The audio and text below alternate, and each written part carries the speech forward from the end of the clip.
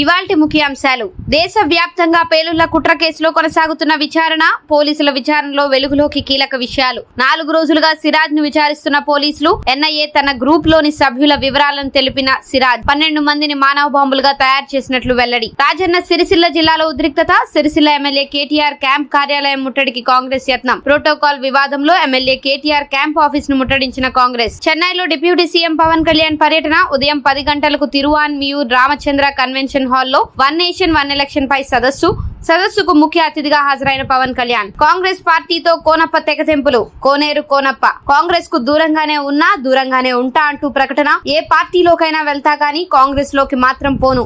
కేసీఆర్ దేవుడని ఇదివరకే చెప్పానని వ్యాఖ్య. కాళేశ్వరంలో నేటితో ముగియనున్న సరస్వతి పుష్కరాలు.